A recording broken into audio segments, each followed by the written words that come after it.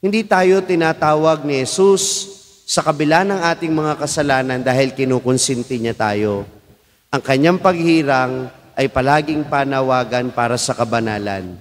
Tayo'y tinatawag niya sa kabila ng ating mga kasalanan sapagkat inaanyayahan din niya tayo na mamuhay ng mabuti, na talikuran ang kasalanan at maglingkod sa Kanya at harapin ang buhay ng kabanalan.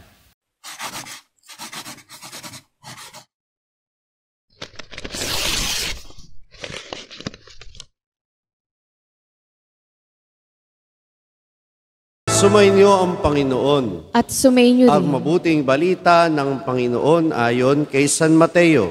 Papuri sa iyo, Panginoon. Noong panahong iyon, umalis si Jesus at sa kanyang paglakad, nakita niya ang isang taong ang pangalay Mateo. Nakaupo ito sa paningilan ng buwis. Sinabi ni Jesus sa kanya, "Sumunod ka sa akin." Tumindig si Mateo at sumunod sa kanya. Nang si Jesus at ang kanyang mga alagad ay nasa bahay ni Mateo, dumating ang maraming publikano at ang mga makasalanan. At sila'y magkakasalong kumain. Nang makita ito ng mga Pariseo, tinanong nila ang kanyang mga alagad, "Bakit sumasalo sa mga publikano at mga makasalanan ng inyong guro?"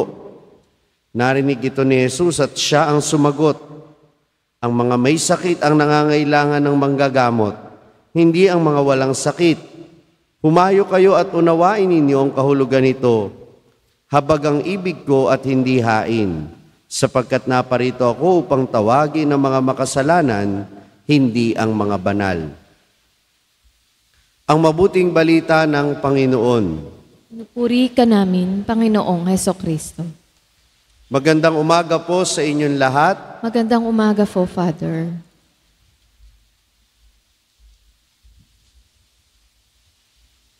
Dapat lamang nating ipagpasalamat sa Diyos na hinirang niya si San Mateo upang maging manunulat ng Ebanghelyo. Unay, natatangi ang kanyang pamamaraan ng pagsusulat ng Ebanghelyo na ito'y patungkol sa mga Hudyo. Kaya sa Ebanghelyo ni San Mateo, makikita natin si Jesus bilang kaganapan ng lahat ng pangarap ng bansang Israel. Siya ang ipinangakong tagapagligtas at hindi lamang yon, ipinapakita ni San Mateo si Jesus bilang katuparan ng lahat ng kautusan o kaganapan ng mga kautusan, kaya tinatawag siyang bagong Moises sapagkat ang kanyang paliwanag at ang pamamaraan ng kanyang pagpapahayag ay parang isang paglalahad ng bagong mga batas o kaganapan ng mga batas na nooy ibinigay ni Moises. Kaya siya ang bagong Moises para sa Ebanghelyo ni San Mateo. At bakit ganito ang pamamaraan ng pagsulat ni San Mateo? Dahil ang kanyang Ebanghelyo ay nakalaan para sa mga Hudyo. Kaya maraming mga Hudyo ang naakit sa Kristyanismo at marami sa kanila ang naniwala kay Kristo dahil sa Ebanghelyo na isinulat ni San Mateo. Kaya napakadakila ng ginawa ni San Mateo alang-alang sa mabuting balita. Pero narinig natin sa mabuting balita na hindi lang si San Mateo ang may dakilang ginawa para sa Diyos. Una muna'y may dakilang bagay na ginawa ang Diyos sa kanya. Kitang-kita natin kung paano siya tinawag ng Panginoon mula sa kadiliman ng kasalanan at isang pamumuhay na malayo sa pamayanan. Dahil ang isang maniningil ng buwis ng panahon ni Jesus ay pinandidirihan at kinasusuklaman ng mga tao.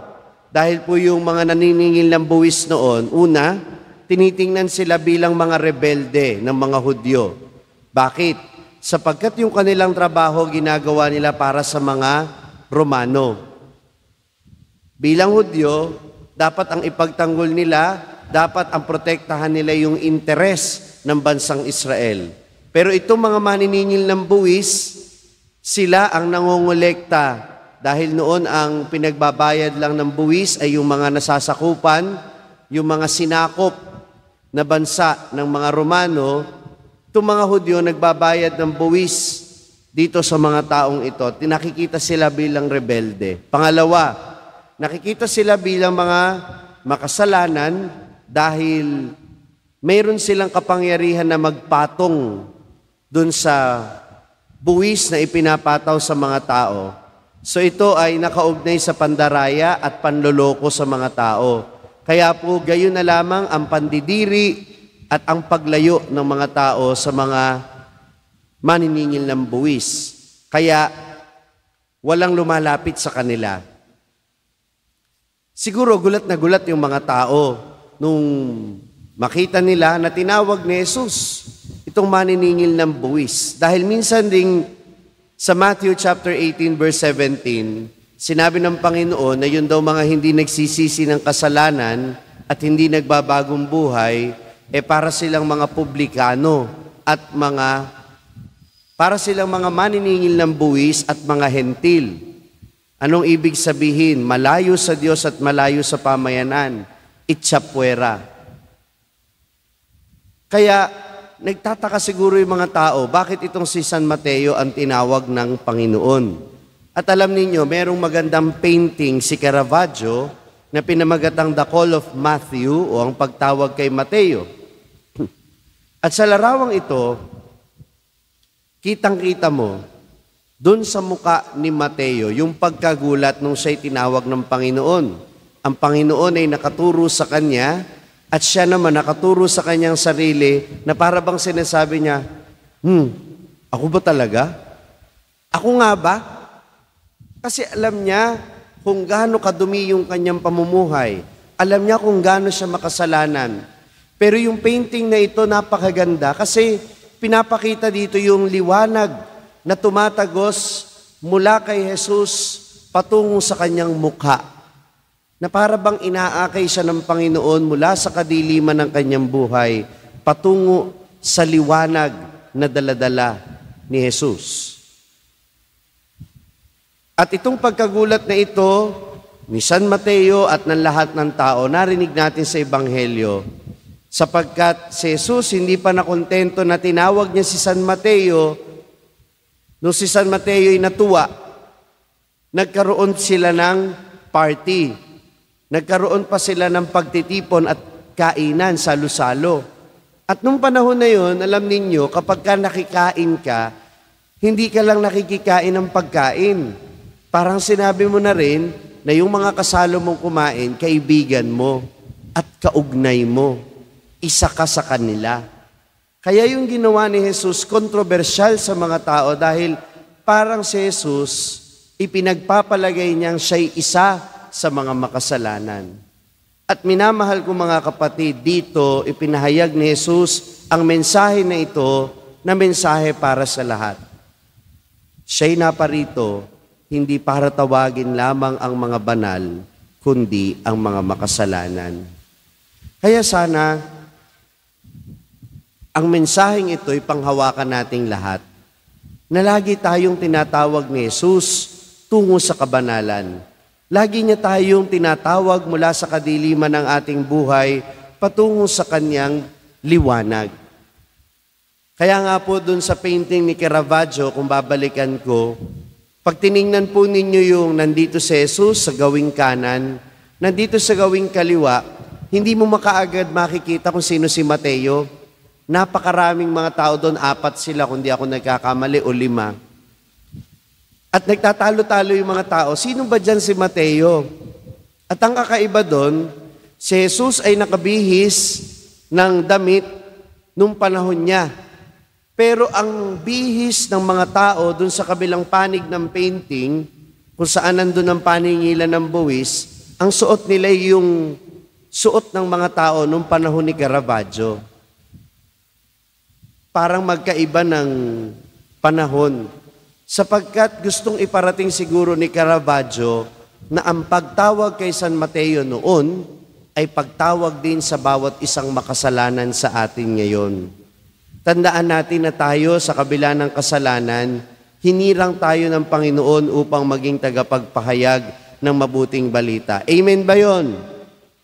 Nung tayo'y binyagan, inilabas na tayo ng Diyos mula sa kadiliman ng kasalanan at tayo ay hinirang niya upang maging mga kahati sa kanyang pagiging propeta, pari at hari. Tayong lahat, kagaya ni San Mateo, hinirang na ng Panginoon. At sa tuwing ipagdiriwang natin ang huling hapunan sa banal na misa, tayo ay muli niyang inaakay sa hapag. Siya'y nakikisama sa atin sa kabila ng ating mga pagkukulang. Bakit? Ito'y panawagan para patuloy tayong magbagong buhay, patuloy nating talikuran ng kasalanan, patuloy nating talikuran ang paningilan ng buwis ng ating buhay, ang pamumuhay na nagdadala sa atin sa kadiliman ng kasalanan. Kaya hanggang ngayon, kung paano tinawag ni Jesus si San Mateo upang makisalo sa Kanya, tayo din, di ba, sa pagniriwang ng banal na misa, nakikisalo tayo sa Jesus. Nakikisalo tayo kay Jesus.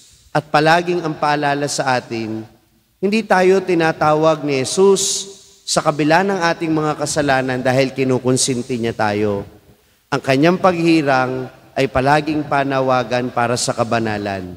Tayo'y tinatawag niya sa kabila ng ating mga kasalanan sapagkat inaanyayahan din niya tayo na mamuhay ng mabuti, na talikuran ang kasalanan at maglingkod sa Kanya at harapin ang buhay ng kabanalan. Amen. San Mateo, manunulat ng Ebanghelyo, ipanalangin mo kami. Kung na-bless ka ng pagninilay natin sa araw na ito, huwag mong kalimutang mag-subscribe sa page na ito at i-click ang bell button para manatiling updated sa tuwing nag-upload tayo ng mga pagninilay dito. At syempre, hindi pwedeng ikaw lang ang nabe-bless. Kung gusto mo ring ma-bless ang iyong mga kaibigan at mahal sa buhay, i-share ang link ng video na ito sa kanila. Ako po si Father Franz Dizon, ang content creator ng Sa Madaling Sabi na matatagpuan ninyo sa iba-ibang social media platforms. Pari ng Diocese ng Malolos at ngayon ay matatagpuan na rin po ninyo ang aking mga pagninilay sa #1 Catholic app in the world, ang Hallow. 400,000 po na Pilipino na ang nakasubscribe sa Hallow. Ano pang hinihintay ninyo? I-download na po ninyo ng libre ang Hallow app sa inyo pong Google Play Store o kaya naman ay Apple App Store. Magkita-kita po tayo hanggang sa aking susunod na pagninilay dito sa ating page, ang Sa Madaling Sabi.